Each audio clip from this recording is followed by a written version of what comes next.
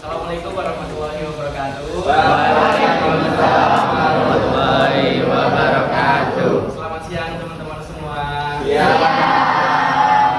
Gimana kabar kalian hari ini? Ya.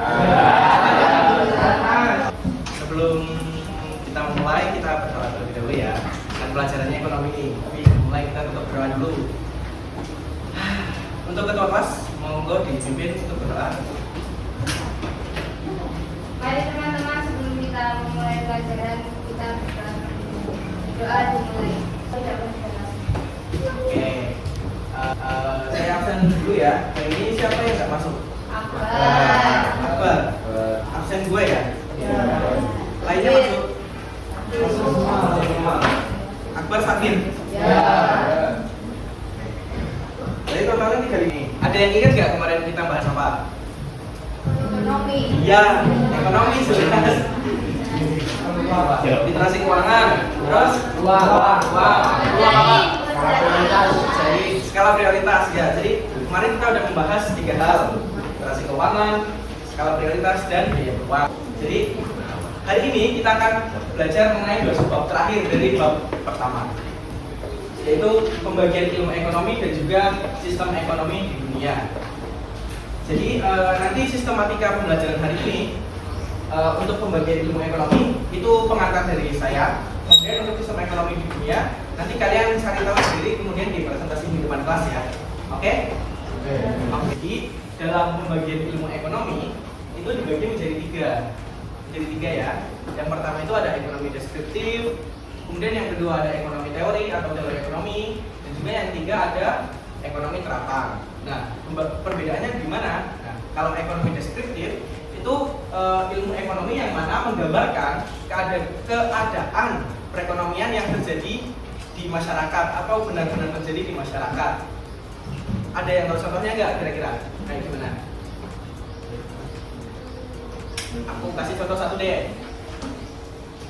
Kelangkaan gas waktu COVID itu masuk ke salah satu ekonomi deskriptif. Kira-kira dari contoh satu itu ada yang bisa nyebutin contoh yang lain? Masker masuk ke ekonomi. Masker, minyak, terus Beras. gula. Kenapa? Cabai. Kenapa?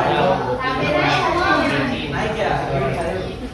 Sayur, cabai. Nah, jadi yang kalian sebutin, misalnya kayak kenaikan beras, kenaikan harga minyak, kelangkaan minyak, terus kelangkaan masker, dan tadi yang aku sebutin kelangkaan gas, itu masuk ke ekonomi deskriptif karena menggambarkan peristiwa yang benar-benar terjadi di masyarakat. Itu yang kalau di PPT itu warna merah karena itu inti dari ekonomi deskriptif. Itu paham? Paham ya? Mau lanjut? Lanjut. Itu contohnya seperti ekonomi mikro dan ekonomi makro. Nah, kalau dari asal katanya kalian tahu kan? Mikro itu artinya apa? Kecil ya. Kalau makro? Besar. Nah, berarti kalau ekonomi mikro itu ekonomi yang lingkupnya itu kecil. Misalnya kayak dari produsen ke konsumen, terus individu dan perusahaan, dan lain-lainnya yang lingkupnya itu masih kecil. Nah, sedangkan ekonomi makro itu lingkupnya kan tadi kan dari asal kata itu kan besar atau luas. Nah, berarti ekonomi makro itu membahas perekonomian secara luas. Misalnya dalam lingkup negara atau lingkup internasional. Itu kalau di ekonomi mikro itu contohnya kita membahas mengenai apa ya? Seperti analisis keadaan suatu pasar, bisa dari sisi permintaannya, dari sisi penawarannya, atau dari sisi produsen dan konsumen gitu. Nah, kalau dari makro kira-kira ada yang tahu nggak contohnya gimana? Yang dibahas di ekonomi makro itu gimana? ASEAN, ya, terus Dunia global. nah ya, terus yang lain? Ada lagi yang dalam lingkup negara dulu. Dalam lingkup negara membahas apa kira-kira? Di sini ada loh. Di sini ada APBN. Nah, jadi kalau makro dalam lingkup negara itu bisa membahas mengenai pengangguran. Itu nanti dibahas di ekonomi makro. Selain pengangguran, juga dibahas seperti inflasi, pendapatan nasional, kebijakan-kebijakan yang dikeluarkan oleh pemerintah kayak kebijakan moneter dan kebijakan fiskal dan lain sebagainya. Intinya lingkupnya itu udah nggak produsen konsumen atau individu dan perusahaan, lingkupnya udah satu negara. secara keseluruhan. Jadi bisa bedain kan antara mikro dan makro. Lanjut. Yang terakhir, ekonomi terapan. Jadi bedanya kalau ekonomi terapan itu menggunakan teori ekonomi untuk apa ya? Untuk menjelaskan fenomena atau menyelesaikan masalah dan fenomena yang terjadi di masyarakat gitu atau di dunia lah misalnya gitu. Bedanya dari yang tadi, kalau yang kedua tadi kan teori ekonomi itu menghubungkan peristiwa-peristiwa ekonomi ke dalam teori ekonomi. Kalau ini menggunakan teori ekonomi untuk menjelaskan fenomena ekonomi. Lanjut, nah selanjutnya itu kita masuk ke sistem ekonomi. Nah, aku ingin kalian membentuk kelompok sebaru aja. Tuh. Jadi kan 2 orang. Nah, nanti kalian jelaskan sistem ekonomi itu apa, terus ada berapa sistem ekonomi, terus kalian buat ringkasannya lah. Nah, terus nanti kalian presentasikan di depan ya. Kira-kira kalian buatlah ringkasannya. Bisa dalam bentuk apapun, bisa menggunakan Canva atau hal-hal lain yang ingin kalian buat gitu. Bisa dikerjakan. Sebelumnya ada yang mau ditanya dulu nggak terkait penugasannya? Nggak ada? Oke, clear?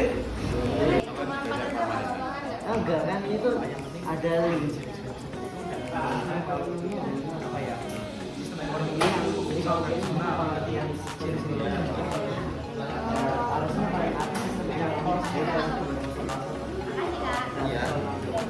Assalamualaikum warahmatullahi wabarakatuh. Waalaikumsalam warahmatullahi wabarakatuh. Oke, berdirinya kami di sini dengan saya atas nama Aura Surani Bahari absen 8. Saya belajar Yusufani absen 36. Akan membacakan hasil diskusi kami tentang ringkasan sistem ekonomi. Mungkin ini saja yang dapat kami sampaikan. Apakah ada tanggapan atau pertanyaan? teman-teman yang lain apakah ada tanggapan?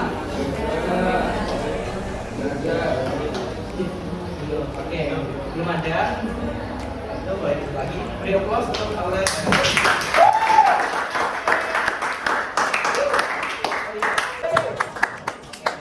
sudah ada perwakilan dari teman-teman sekalian ya. Nah, kurang lebih itu materi dari saya untuk pertemuan hari ini. Ada yang bisa nyimpulin nggak? Nah, ini kita belajar apa aja?